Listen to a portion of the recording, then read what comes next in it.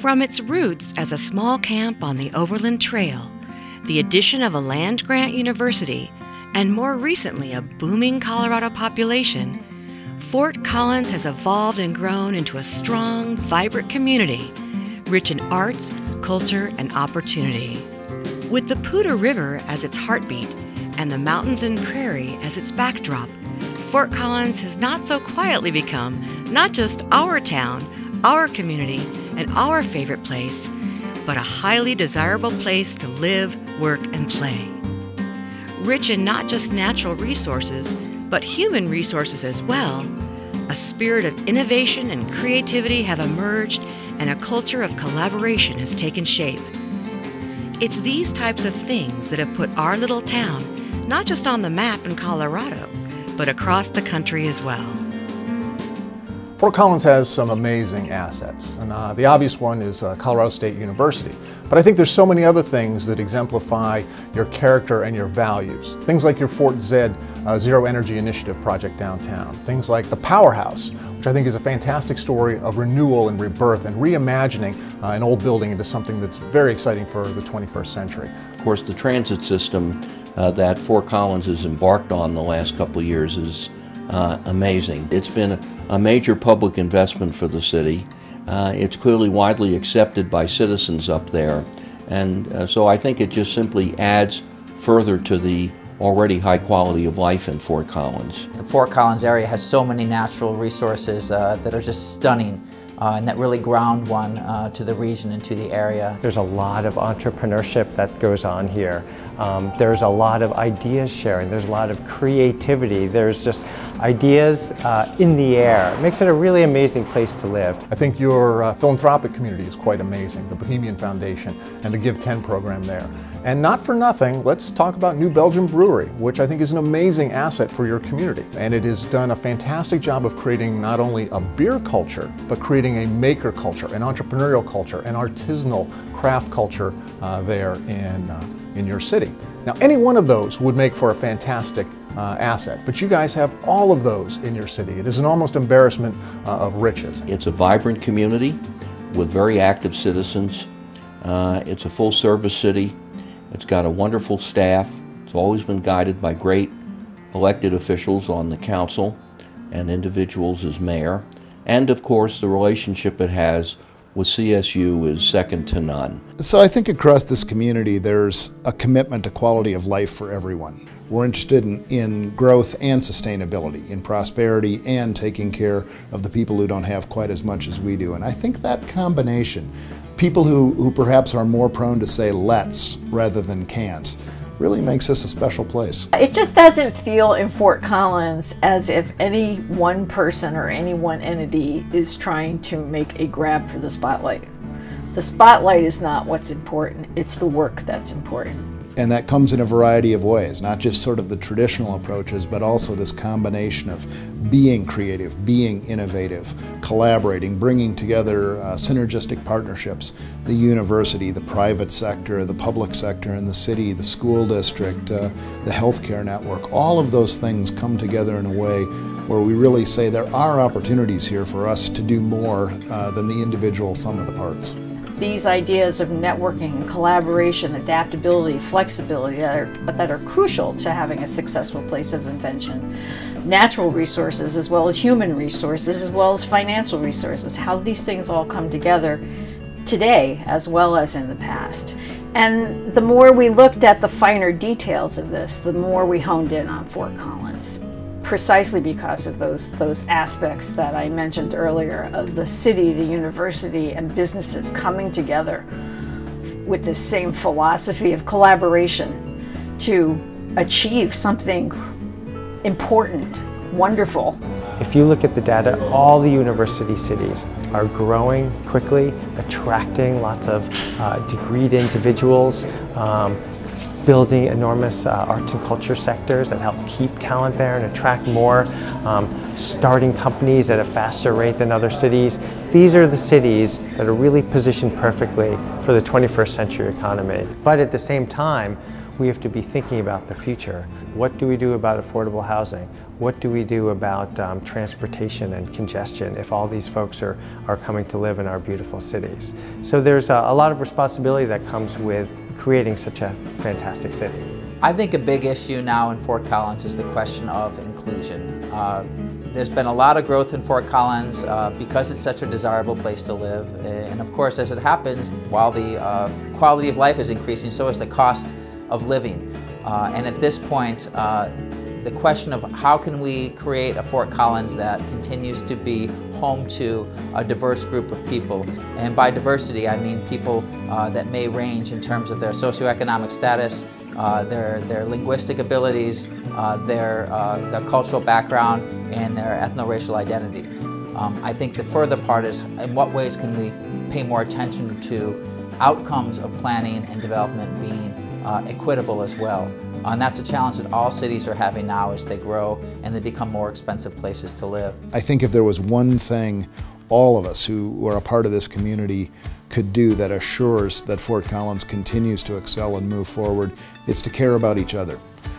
When you take that attitude, when we all say what matters is that you improve, that things are better from your point of view, when we stand in each other's shoes and try and see the world from your point of view, that's when communities, I think, really move forward and improve. And that would be my hope for Fort Collins going forward. Great cities strive to continue to be great cities. They don't rest on their laurels. And I think that is, again, the one thing that we can do moving forward, is let's enjoy the moment. Let's look back on what we've accomplished, which is a heck of a lot. But let's take that moment to reflect, and then let's get back to work tomorrow, because this stuff is fun. It needs to be fun. It needs to be engaging. It needs to be satisfying. It needs to be emotionally enriching. And I think that is one of the reasons why Fort Collins is such a wonderful place, is that obviously people care very deeply about it. It is a very lovable city. Through our culture of creativity, innovation, and collaboration, we have become a city of not just best practices, but best ideas and best people. It is our mission to continue these exceptional ideas and practices throughout our community to provide a sustainable, equitable, and enjoyable community for all.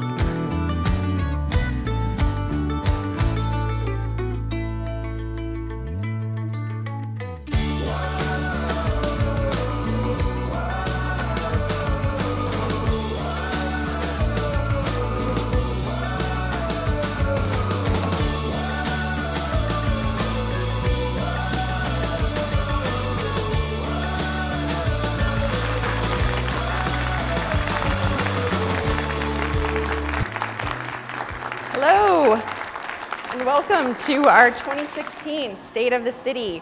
My name is Amanda, and I am the Communications and Public Involvement Director for the City of Fort Collins, and I will be the moderator this evening, where we're going to have a candid conversation about the state of our community. We're very excited to be here at CSU, which is a partner of the city, and we have a new mayor, which is also very exciting. The theme for tonight is let's talk about it. So that's what we're going to do, and we're also going to take a couple of questions from social media and then leave some time at the end for audience participation as well. So with that, please join me in welcoming our city manager, Darin Atteberry, and our mayor, Wade Troxell.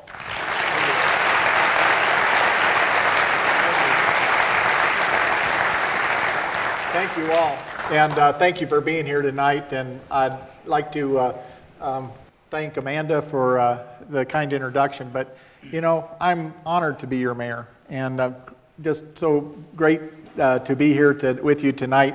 You know, some of the logistics are you have bags where you're sitting, so please take those. And there's an activity book. It's for the young ones so that they keep busy, or the old ones if you want to. But the point is to be actively engaged in our discussion here tonight. You know, our discussion is simply not us delivering to you, but it's also the questions coming back, and it doesn't end tonight.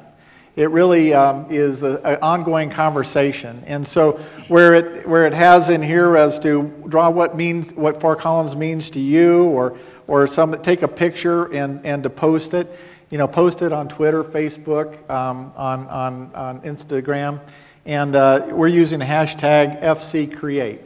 And that's, please actively participate, and we'll answer those questions. If not tonight, we'll get back to you regarding those.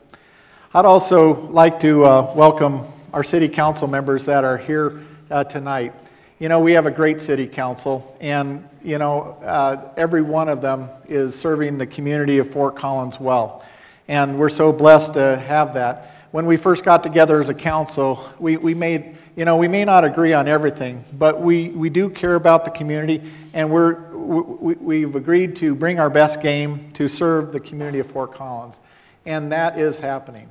And so I'd like to recognize Ross Caniff and Kristen Stevens, Ray Martinez, and Jerry Horak, Mayor Pro Tem, and Bob Overbeck, Bob up there, and Gino Campana. And so, and Gino's up there. And so, and they work tirelessly for our community. They have listening sessions, and really I just look at this as an extension of the work that they're doing in our community for you. And so really appreciate their involvement. I'd also like to just thank the other elected folks that are here tonight from the county, our state representatives, as well as Jenny Arndt, I saw Jenny, as well as our staff that represents our congressional, Congressman Polis and Senator Gardner and Senator Bennett. We work together closely on issues as they relate to Fort Collins. We have a great dialogue together and really together as a council and with other elected officials, we're serving you. And also I'd like to extend a thanks to Colorado State University and this venue here tonight. I think it's a great venue for having this kind of discussion. So excited to be here, and we look forward to the conversation, look for your active participation in our conversation, and let's get started. Darin, do you have any opening remarks? I do. Thank you, Mayor. And I have to say, 5 of my bosses are right here in the front row, so I'll try and be careful about what I say. Just kidding. I want to just also, number one, say welcome and thank you all for coming. The mayor and I and Amanda and the whole team of folks that put this together, we wanted it to be conversational. We wanted it to fit our personalities as leaders in the community, but also our personality as a community. And we feel like this dialogue and just, you know, we're going to talk a little bit about this idea of co-creation, and that is that it takes an entire community to build and make better what we have now. It is not about just a handful of leaders. That may have been the old way that cities developed and built and occurred, but as we're looking out to the future, it's going to take an entire community to co-create. And so what I love about this format is it opens it up. So we're going to have an opportunity to hear questions through social media, and then we're going to have a chance to, if you wouldn't mind coming up and asking us questions. I'll tell you, I hope that we have fun, because this place is great. It's been an honor to be the city manager here. It's what a privilege it is, and I look at people in the room, and I love the partnership. I love my coworkers that are in this space, and other elected officials and former elected officials, and again, it's about co-creation. It's not about a handful of leaders building this place. And certainly as we move into the future, that's going to be really important. So thank you for being here, and I hope we get to have fun tonight. Having said that, we know that there are very difficult issues that this community is facing, and so we hope to talk about some of those as well. Our head and the council's heads are not in the sand. We know that there are big issues that we hope to be able to address as well here tonight. So thank you, Amanda. Thank you. All right, well, let's get started. So 2015 was obviously a very exciting year with a number of projects and partnerships. So can you just share with us some of the things that made your short list, and we'll start with you, Mayor.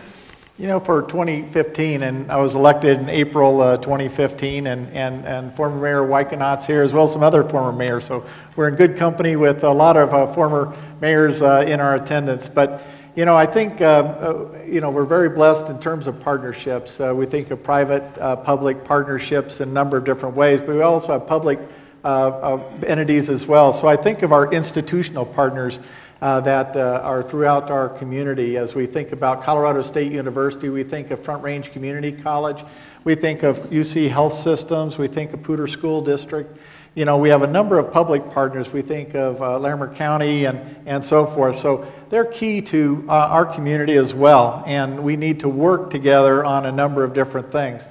Another important aspect is reaching out. Fort Collins just doesn't stop at its city boundaries, but reaching out to the area communities. So working with the mayors from the area communities, including Estes Park, Longmont, Loveland, Windsor, Loveland, I said Loveland, Timnath, and Wellington, and Windsor. So, you know, reaching out and working with other communities as well, and on transportation issues and a number of other issues. I think partnerships have always been important, particularly in this last year. We've seen partnership with the Foothills Mall and that coming online, and how that public-private partnership is really showing fruition, and with new stores opening weekly, and the activity that's showing, that's really revitalizing the Midtown portion of our community. And particularly, you know, you're seeing it spill over into the square and other aspects of our Midtown area. And also, you know, the Woodward project, which just drove by there today, and you know, they're moving in, and that's a key aspect to having the world headquarters of Woodward here in Fort Collins, and to establish that public-private partnership and the public infrastructure that's being improved along the Lincoln Street corridor, and through that relationship as well. So we've got, I think, a hallmark of partnerships, and I look back on 2015, and those are just some examples of that. That's great. Yeah, Darin, how about you? Yeah, I think about projects and partnerships really equal community building. We talk a lot about that in the council chambers. We talk a lot about that as a staff.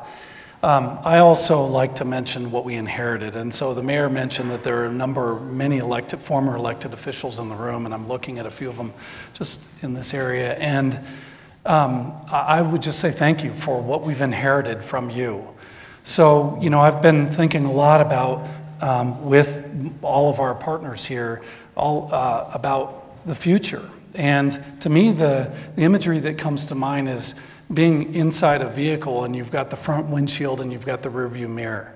And even early on as a leader, you know, I don't think I was as mindful about the value of the rearview mirror in leading as we move forward and looking out the windshield. The windshield in Fort Collins is very bright. Like I said earlier, there's some things that very tough issues that we're going to need to work on.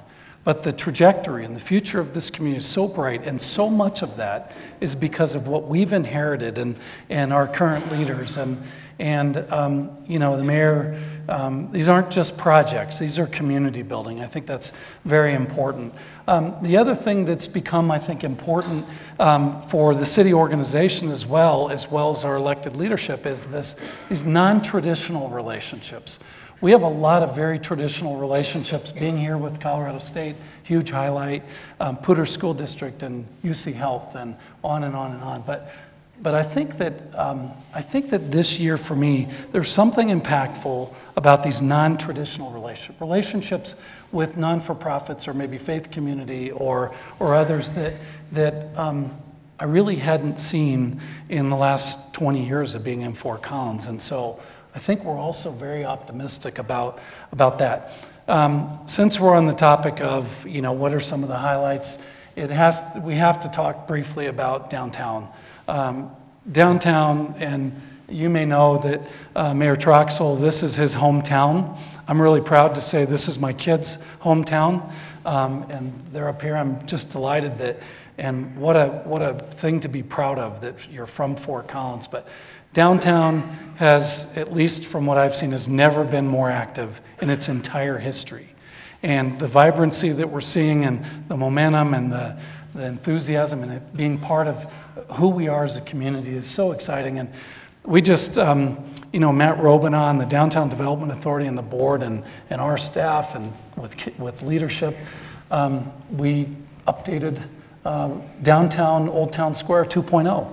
And to me, as I look at that, I just think what a wonderful addition to this community. Midtown, some of the things that are going on in the Foothills Mall area, that has served as a catalyst for improving the Midtown area, and I think we have a lot to look forward to in that.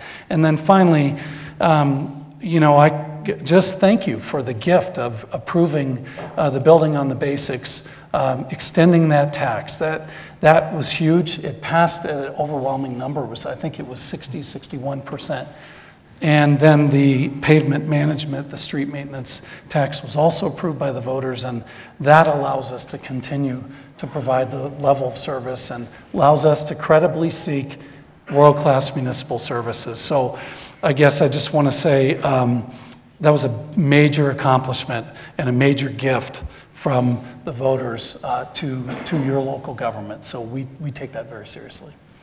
Thank you. So let's switch gears and go towards the future. What's on the horizon for 2016? What are we focusing on? Where are we headed?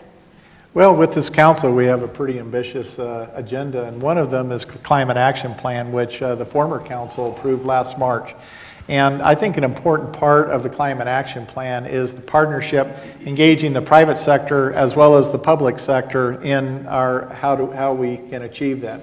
You know, I think of it as you know, and we have it built in our strategic plan as the climate economy. If we truly are on a mission to change some of our energy resources, those sorts of things, it's just not Fort Collins, but it's other communities literally around the world. So we should we can have the innovations here in Fort Collins through partnerships, Colorado State University and other places to actually provide solutions that can help transform these issues that are global in nature. And so, you know, I look at the Climate Action Plan as being a key one, and on March 11th we have a work session where we'll be looking at some of the key strategies of how to accomplish that as a council.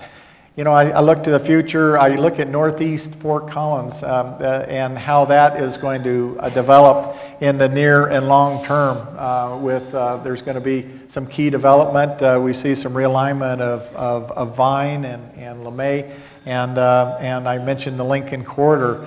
Those are key additions that will really connect the northeast part of our community, whereas it hasn't been in my lifetime, so it's an amazing part I think to see that play out in the near future. I see the River District as being a key element with some great development going on there that is really innovative, that will make that a key aspect of our community. And I see the River District as the river being our front door in our community, as opposed to something that you rarely see unless you're on a trail. And so to actually, you look at the River District and then the thoughtful planning that's gone on there, that is an exciting time. And we're heading into our budgeting for outcomes, our biannual budgeting process. And I think an important part of that is accomplishing the strategic strategies that this council has been working on, but also you know, prioritization of things that matter to this community. So that's why the discussion is important, to have a clear idea of our future, be intentional as to what we want as a future, and we're heading into our budgeting for outcomes, which will basically go on for the rest of this calendar year. Right. So we have a lot going on. The horizon, as I mentioned, I think is very bright, and there's a lot of work going on. The mayor sort of indirectly has hit on sustainability. We have reorganized a big chunk of the city organization around this idea of sustainability, what we call the triple bottom line, and I reported on that a little bit last year in the State of the City address. But so what we've done is we've pulled together our economic health folks, our environmental services folks, and our economic health folks. So this triple bottom line are the three legs of the stool. We believe that if our environmental health suffers, the stool doesn't stand up. If our economic health is suffering, same, and as well with our economic and social. The social health is an area where we haven't had a lot of experience, frankly, both as a city organization and I think also cities in general across the country. And so as we're finding concerning issues such as affordability and homelessness and those kinds of things, issues of inclusivity, I would suggest that as I've been in this organization, this community, we've not been well equipped to be able to deal with those issues. Having done some restructuring with Jackie's leadership as our Chief Sustainability Officer, I think we have a good chance we're going to get smarter on these topics, and I think we're going to be able to better address them and be more responsive and proactive versus being reactive. Clayton Hurd from Stanford University, who has done a lot of work in Fort Collins, is well aware of some of the issues. And again, he talked about inclusivity, and we know that's very, very important. I want to just say very quickly that I'm going to talk just briefly about the budgeting for outcomes process as well. But first, you need to know the mayor and I aren't going to talk a lot about the stability, the financial health of the city. This city is very healthy. You may not know, the bankers in the rooms will know that a AAA rating is a very, very high rating for a municipality. This city is in the 97th percentile in terms of our AAA bond rating by Moody's. That's a big deal. That means that our spending is in check. It means our savings accounts are appropriate. It means that as they look at the past, the historical spending of the city and into the future, that we're in good shape. So for the folks who are interested in the financial well-being, this city is very strong. Now, I know you read recently about the city is flush with millions and millions of dollars. I'm here to tell you that I believe that's not accurate. I believe that what it's a result of is very conservative economic forecasting, which is good. You want us to be, at the end of the year, not deficit spending. You want us to be conservative at our revenue estimates. So number one, that's part of that. We knew that that was coming. Number two, I think our spending is in check. And probably most importantly, thirdly, is we have a vibrant economy right now. We're seeing very healthy small, medium, and large businesses in town. And then the budgeting for outcomes process, I need to wrap this up very quickly. What I love about it, it's really an opportunity for the community to get involved in how we spend your fees, taxes, fines, and charges over a 2-year period. So that's about, including transfers, that's about $500 million over 2 years. And I think we're very intentional about aligning our resources to our vision and then making sure that we have a systems approach to implementing those kinds of things so that we're very intentional about our human resources, where our spending is going, and then how do we leverage our capital expenditures to make other things happen that are important to this community. Thank you. So we're going to take our first question from social media, and this one comes from Twitter, and it has to do with roads. It says, what are you planning on doing to address the poor state of our roads in 2016? Mary, do you want to? I'll start off. I think for the most, that's right. I think for the most part, our roads are in pretty good shape, and I think and Darin can report on how it's assessed and how that is going in our community. I interpret this particular question as about half of the potholes filled in Fort Collins are along College Avenue. And that's a CDOT road, and this coming summer will be repaving of College Avenue through Fort Collins. And so I think College Avenue is probably, I would bet, that's the biggest part of reflecting what that question's saying. It's the lowest rated facility of all of our streets. So citizens have said, do something about College Avenue. As the mayor just said, CDOT did work south of town. Starting in the next couple of weeks, as soon as we have good weather consistently, they're going to continue repaving from Harmony Road all the way to Mulberry. So that's going to be happening over the summer. It'll be disruptive, and we apologize in advance. But that is the worst road in Fort Collins. I'll also tell you, we do rate Larry Schneider, who's our streets manager. He has a great staff of folks. We do an overall rating of our pavement management, the quality of our pavement management, and overall on an A being excellent pavement quality to F meaning it's failing, our overall rating for our streets is a B level of service. And we've actually improved that over the last year. As I mentioned earlier, the voters approved continuing the $0.25 for street maintenance. That $0.25, our total street maintenance budget is about $16 million. That $0.25 was about is about 50% of it, or about $8 million. The other $8 million comes from the oh gosh, the 0.85 sales tax. Keep Fort Collins That's great. So those 2 quarter cents fund completely the street maintenance budget. Our level of service is B. College Avenue is getting replaced, and I think overall we're doing good. We came up from a C last year, so it's good news. That's great. So road conditions, transportation, things like that, that all contributes to the livability of our city. And our citizen survey continues to see very high marks, 9 out of 10 for overall quality. So what are the other things that contribute to that rating, and then what are some of the areas that we need to focus on? Right. Well, the livability study is important to our community. Basically, in most areas, Fort Collins ranks very high, even compared to a lot of our peers. And there were two items that really stood out, affordability and transportation. So, I think those are issues that we need to focus on and address. Fort Collins has a strong sense of place. And, I've thought of that a lot last couple of weeks since Bob Everett passed away. There was a man that had a tremendous impact in our community and really created a sense of place in a lot of different areas and throughout our community. But when I think of sense of place and I think of what our council's been doing, we've actually taken a look at our build out of our community. Basically our city limits, our growth management area is fixed.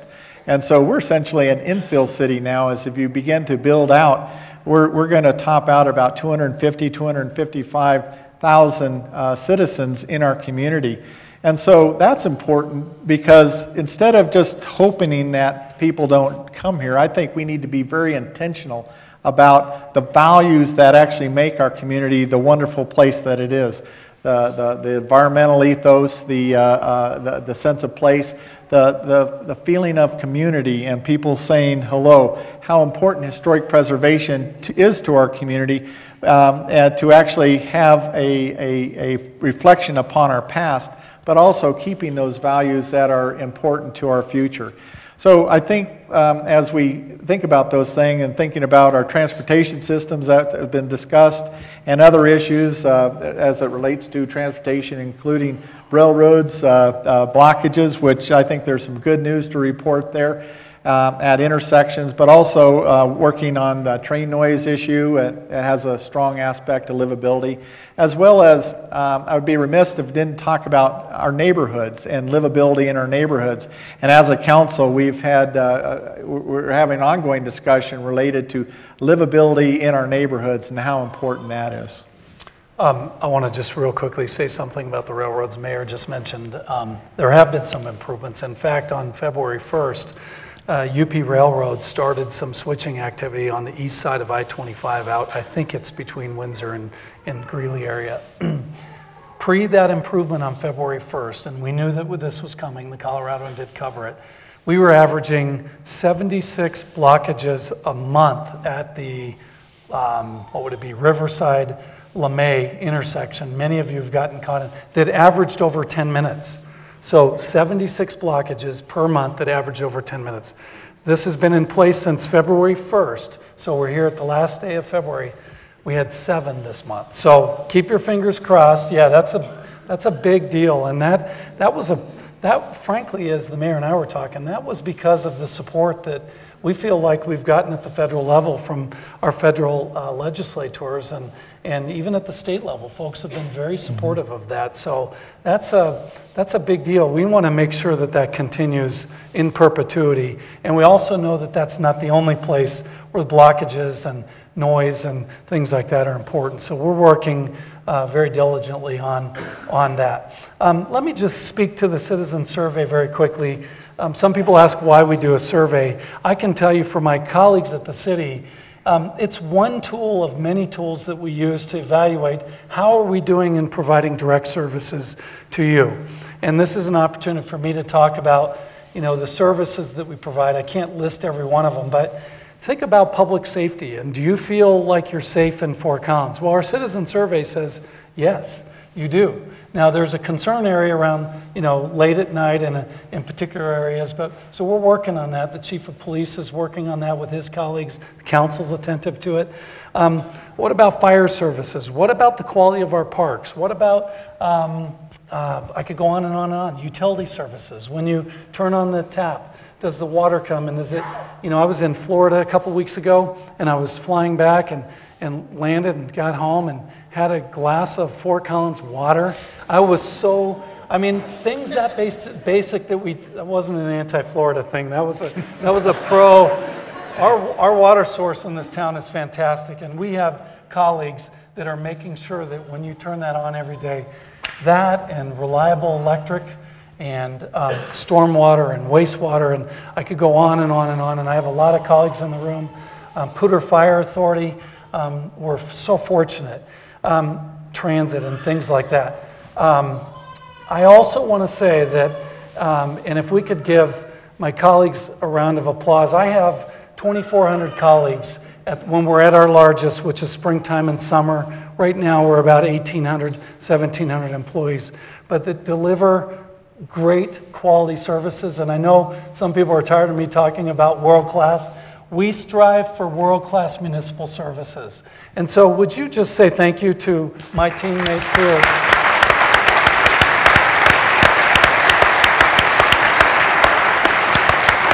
And I'll just finish with this. I've been in cities in California and Georgia and Washington and Colorado, and I have never seen a stronger, more competent, dedicated team than what we have, than these folks. So it's an amazing team. Thank you. That was great. Okay, we have another question from social media, and this one's coming from Facebook. So this one asks, with the rising cost of rent in Fort Collins and the amount of rental homes with more than 3 bedrooms, should the occupancy limit of 3 unrelated persons in a single dwelling be changed? So, Mayor, do you want to tackle that one? Okay. This is the fun part. That's right. This is a topic that for many councils has been a topic of discussion, and you know, I won't go into too much of the 3 unrelated issue at this time, but as a council, we share various viewpoints on this. But last Friday, Fort Collins and Fort Collins Board of Realtors had a regional summit on housing affordability. And it was interesting that Fort Collins was 3rd in terms of rental cost in northern Colorado. So Loveland and I believe it was Longmont were ahead of Fort Collins. I thought that was surprising. All about $1,300 per month, which is still a lot of money, and you think of housing affordability is a key aspect.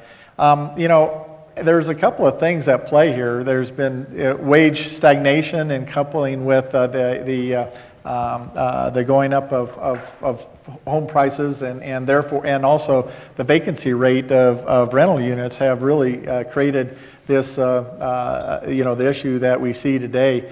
And part of that is, I think handling, there needs to be more supply. As a council, we're addressing this tomorrow night with regards to construction defects bill that actually reduces the number of condos and those kind of units that we can have in our community, is just because of a liability aspect that we would like to see handled at the state level, but we're addressing it at a local level. So, you know, I think there's a number of issues at play with this question, and you know, I think housing affordability is a key aspect to our community.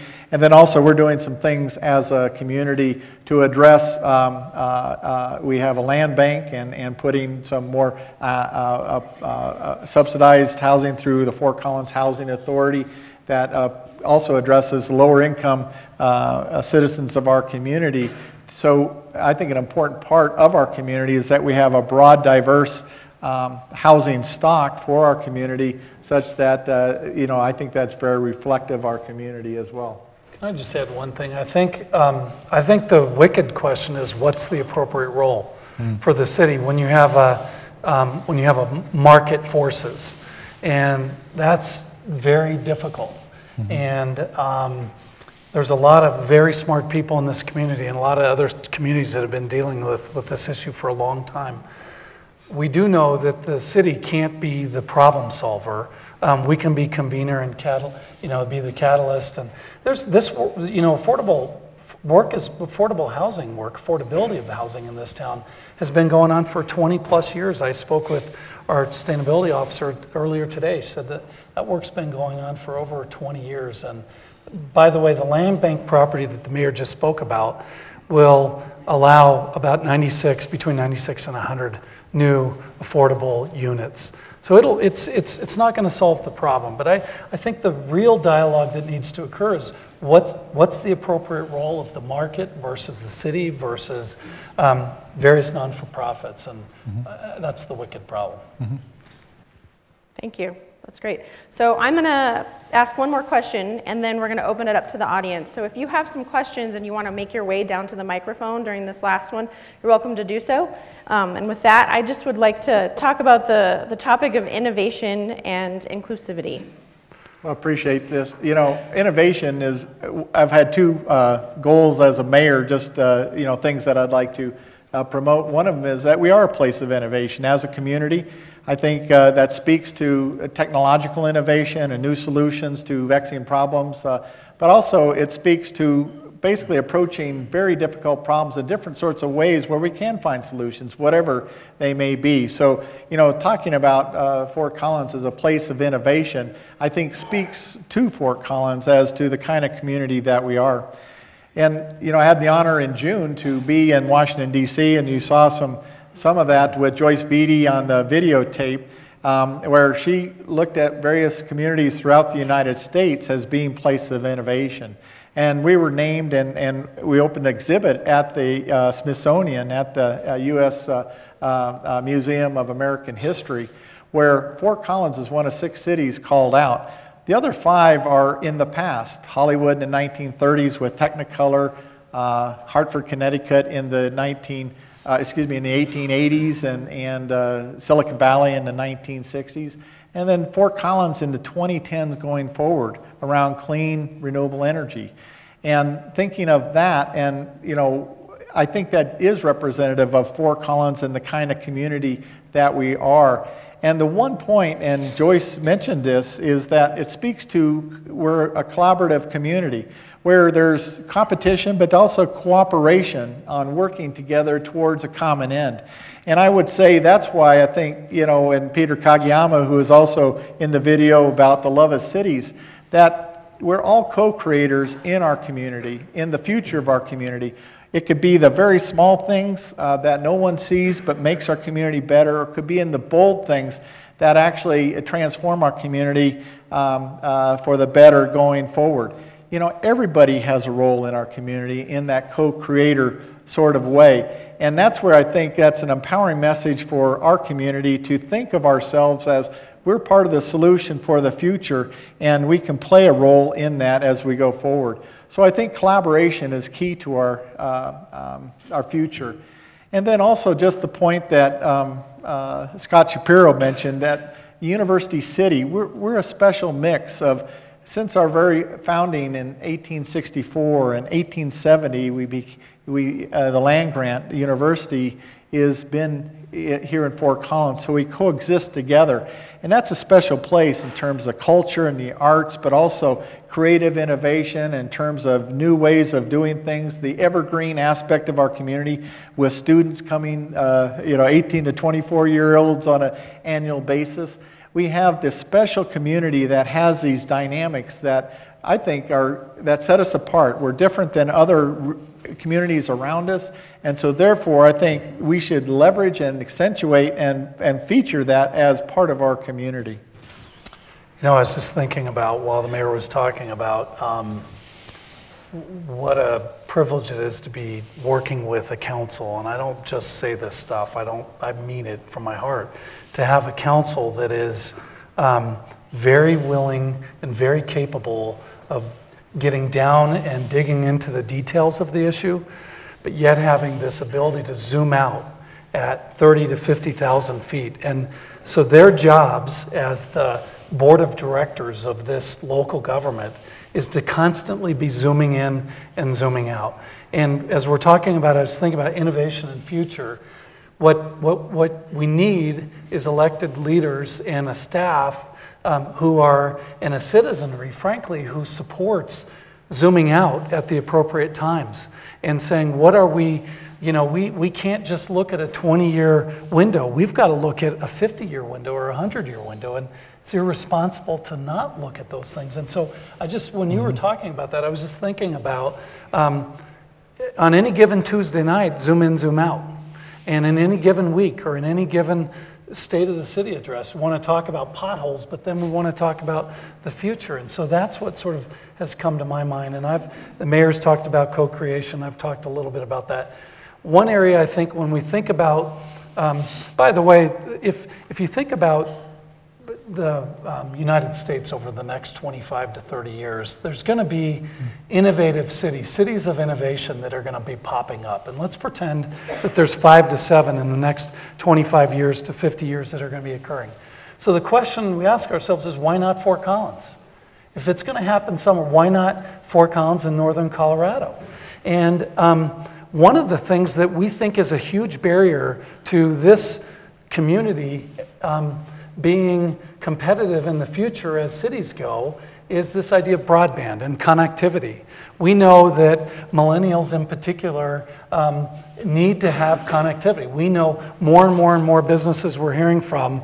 Again, it's not just the large businesses that we all have come to know, it's the small businesses as well that must have connectivity. So between now and really the end of the year, the City Council has directed me and the staff to look at what are our options when it comes to community broadband. I can tell you that the Fort Collins City Council Futures Committee sat down with current providers. We were underwhelmed. We are not on their radar screens.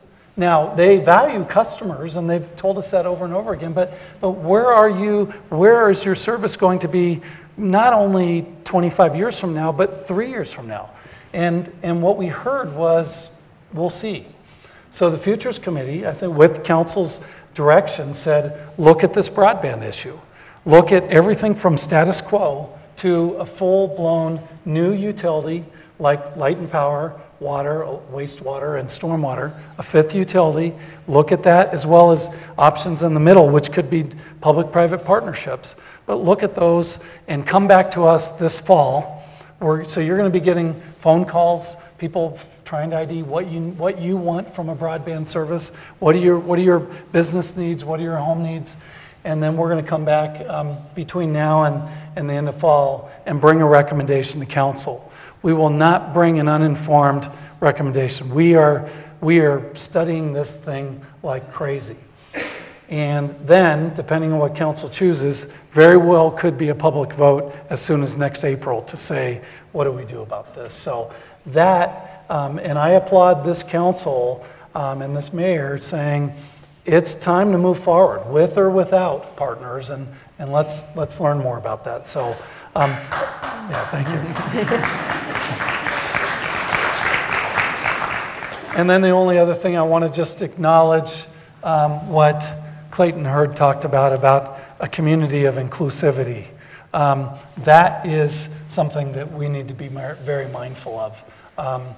We think that even from an economic development standpoint, economic health standpoint, diversity will make us stronger as a community and make us more competitive. And we've got a lot of conversations.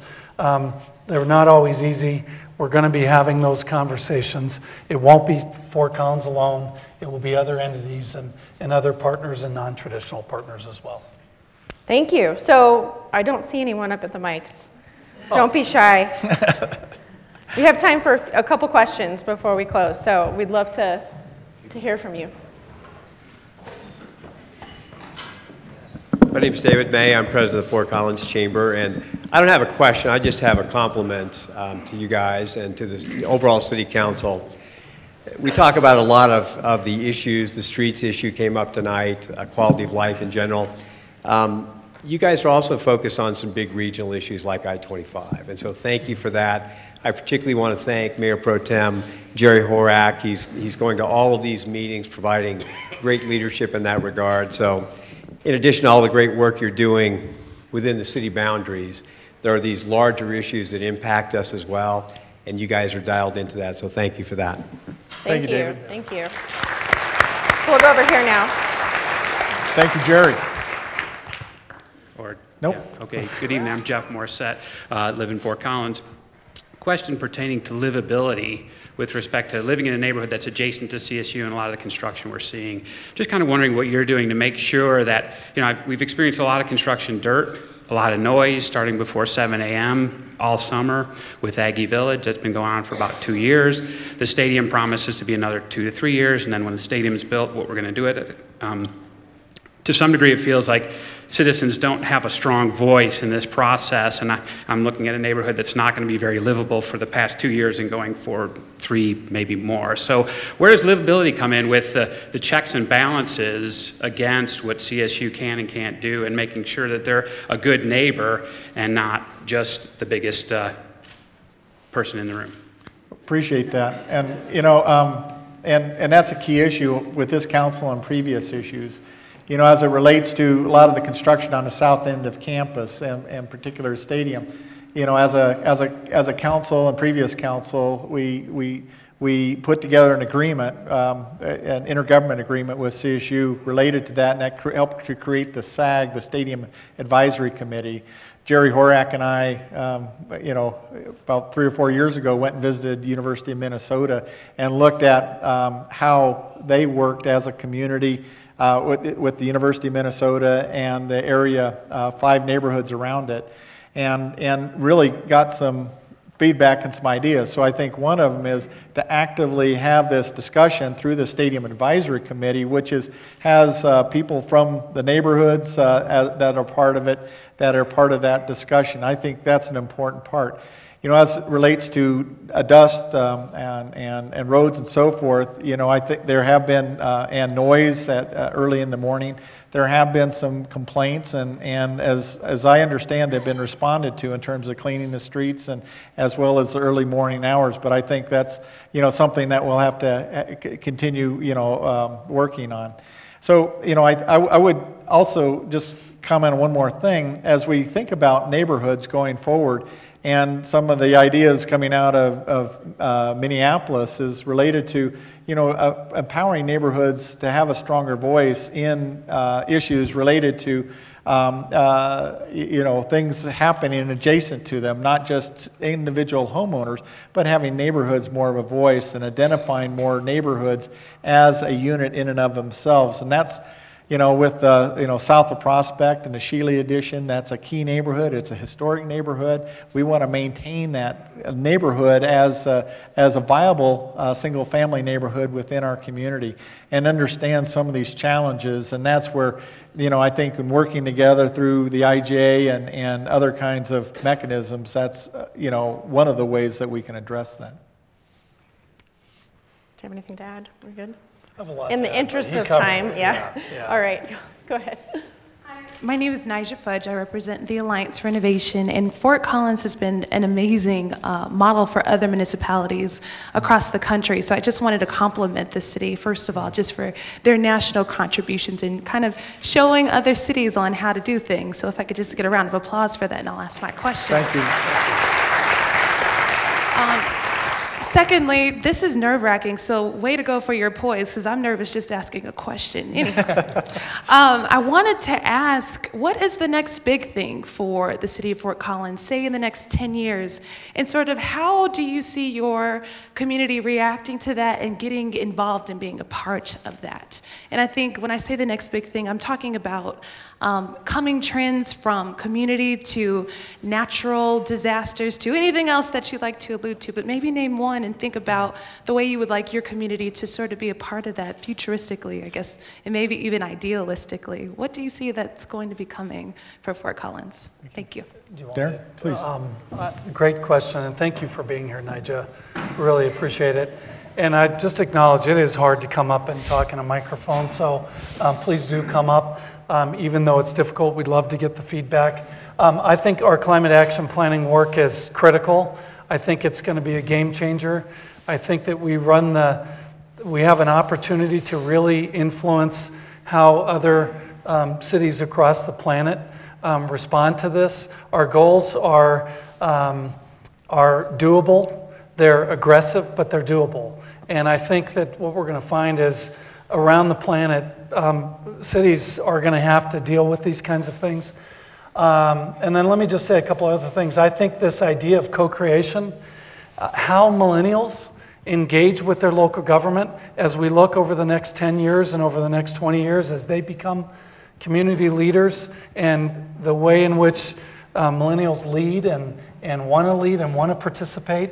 It's very different than the way that traditionalists and boomers and Xers have led. And so I think, I'm just so excited about that. What about the shared economy? What about things like Airbnb and Uber? And, we're dealing with those on a every Tuesday night kind of basis. But also, if you zoom out, how's that going to affect the governance of cities and revenue and expenses and those sorts of things?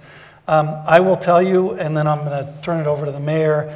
As a workforce, we have people who've given 30, 40. We have one person who's given 44 years to the city, and these are not people who are set in place and they're not innovative. And these folks are people who've committed 4+ decades to this community. And so as we make that transition as a workforce, we're ranging in the area of 8 to 10% turnover, which is low from a private sector standpoint. But I think that how we prepare the future workers so that when we do become 250-some thousand people, that this place is a better place. We're better at balancing the built-in natural environment. We're better at addressing climate change kinds of things, and on and on and on. And I can't go anymore. I want to, but I can't. What do you want to add to that, Mayor? Well, I would just, like to thank Nigel as well, and for coming forward and asking that question. I would just add, as a summary, this is alternative format for the state of the city. But I think to make an emphatic statement, I think the state of the city is strong. And I think as we look past to the leadership that we've had in the past that provided, where we are today, and as we look forward to try to provide that leadership for the future. And as we look at really Fort Collins from any different perspective, the state of the city is strong. Thank you. All right, we're going to have one more question before we wrap up. I just want to say thank you to all that have been involved throughout the years. I mean, I go back 35 years, and my family grew up here. And we've come a long ways from where many have not seen and have seen, from the ups and downs to things not heard all the way, because some of it wasn't meant to be heard, to be dealt with. And I want to give a big thanks to everybody for taking the time, with a lot of us not still here anymore, losing our lives just to pertain to bringing the economy where it's at today here in Fort Collins, Colorado. Thank you so much, everybody. Thank you for sharing. Thank you. All right, before we turn it over to the mayor and Darin to close, I just want to thank all of you for joining us tonight. And I'd like to invite you to stick around. We're going to have a little bit of a reception afterwards. We'll have a bar upstairs, some hors d'oeuvres, and a bar downstairs as well. And then also in the balcony, I'd encourage you to go up there. We've got some information about some of the city programs that we have going. And then I know our council members will want to stick around and chat with you and continue the conversation, as well as some of our city leadership. So with that, I think we'll start with Darin on the closing remarks, and then we'll finish with you, Mayor. Yeah, so I just want to reemphasize the importance of having a community that allows us to think big, and I don't mean big population, I mean big as in innovative ideas, and creates an environment for our city staff, the couple thousand of us that provides direct services day in and day out, 24/7, 365. I can't stress that enough. Such a huge part of my role is making sure, on behalf of you and the council, is that we're operating with excellence, and we're working on that. It's a long journey, but I would say we're not going from here to here. We're really trying to go from here to here as a city organization, and we've got great leaders that are empowering.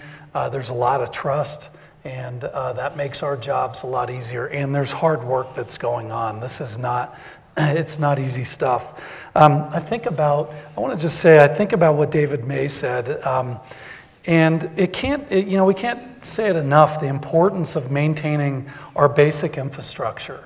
The pipes that are underground, the buses that are operating, on and on and on, the cable that we pull, making sure that police officers are equipped and well-trained, and we're hiring the best and brightest. And I-25, I-25 is it's in a really bad position in terms of our travel times to Denver, and that's such an important connection to other areas within the region. And so I guess I think I want to just exclamation point the importance of maintaining our basic infrastructure while we zoom out and talk about big stuff like broadband and how do we stay competitive and things like sustainability and climate action planning. So that's that zoom in, zoom out thing. We have the privilege of you know, as a staff, being able to navigate back and forth. Mayor, you've been a great partner. I've had great partners in this chair for a long time as I've been the city manager, and you, as citizens, continue to deliver great elected officials for us to be able to do great stuff. So it's a privilege being in this role. I've gotten to do this for 11 years. I was the assistant city manager prior to that for 9 years. In May, it'll be my 20th anniversary, and I didn't think that. My wife and I didn't think that when we came here, we'd be here for 20 years, and it's because it's such a great fit. It's such a great fit for my kids and for my wife. It's a great fit for me professionally. I've been able to grow, and again, I'll finish with this, that inheritance is such an important piece to our future, that we've inherited great stuff. And I remember a former mayor who's sitting right there said to me, the one thing, Mayor Arvid Bloom, the one thing that you can do when you're in council retreats and you're talking to your council is have them be thinking about if they were on the council 25 years from now, what do they wish that this group had done back then?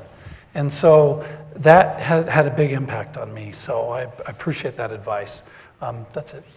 Okay, oh, that's great. And I just want to thank everyone here today. I particularly want to thank the council and working together and the strong council that we have. And at the 3 employees that actually report to the council, I really appreciate working with Darin and the leadership that he provides to the entire city organization. But also City Attorney Carrie, where is Carrie? She was up there. Okay. There she is. Carrie Daggett, and then also Judge Lane. Those are the 3 employees that report directly to council. I think we're very fortunate to have very strong leaders in those positions, as well as, you know, one of the things that as a council we take very strongly to heart is that, you know, open, transparent government, and that's one of the reasons I think that we wanted to have more of this changed format here tonight. And I again want to point out all the council members have listening sessions and engage regularly with our community. And I just want to thank CSU for hosting this event here tonight. What a great venue for that. And Amanda, I'd like to thank you for your questions and keeping us on task. And finally, you know, with the activity books, please, you know, FOCO create, and please, you know, text in your and Twitter and Facebook and Instagram your input. We will respond to those if we didn't get to your questions tonight, and we appreciate that. We have a very responsive council and city staff to the concerns of our community, and we get back to those. So with that, I would just like to say thank you to all of you for being here tonight, and let's have a great 2016.